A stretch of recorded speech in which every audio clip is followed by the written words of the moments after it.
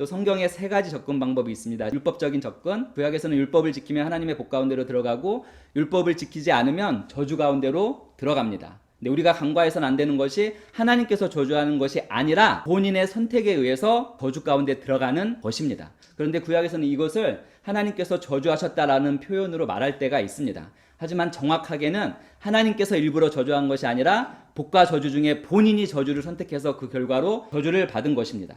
이러한 율법적인 접근 방식의 사고방식을 가지고 있으면 예수님을 영접하고서도 무엇인가 내가 하나님께서 원하시는 일을 행함으로써 축복 가운데 들어가야만 축복받을 수 있다고 생각하는 것, 그것이 바로 율법적인 접근입니다. 그리고 십자가 완성으로서의 접근이 있습니다. 하나님께서 율법적인 접근의 한계를 아셨기에 율법의 한계를 극복하는 다른 길을 주셨는데 바로 예수 그리스도라는 길입니다.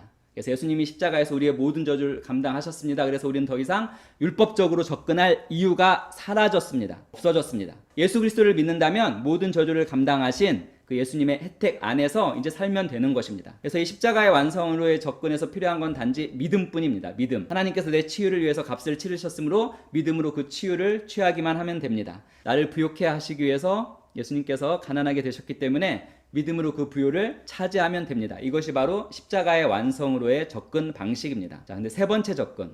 바로 사도 바울의 계시로 부활해서 접근하는 것입니다. 바로 새로운 피조물로서의 접근인데요. 이 차이점이 있어요. 이 차이점을 화면을 보시면서 같이 읽으면서 인식하시기 바랍니다. 새로운 피조물로서의 접근과 십자가 완성으로서의 접근의 차이점은 십자가의 완성으로의 접근은 예수님이 다 하신 것을 믿고 내가 그것을 차지할 권세가 있다는 것을 알지만 여전히 나는 변하지 않았고 예수님이 하신 일에 근거한 것이니 내 자체가 변한 것은 인식하지 못하는 상태입니다.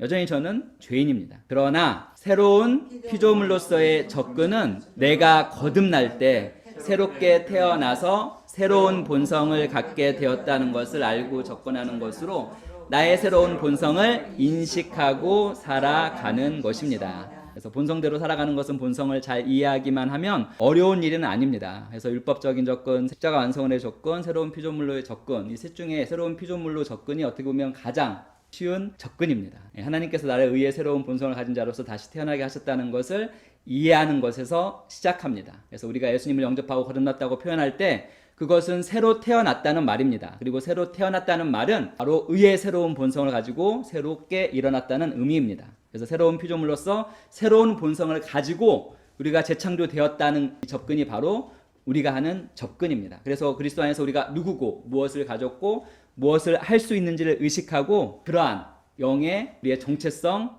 가진 것, 할 수 있는 것, 그 모드를 유지하는 것입니다. 그것이 바로 본성 모드를 유지하는 것입니다. 사도 바울이 했던 접근이 바로 이 새로운 피조물의 접근입니다.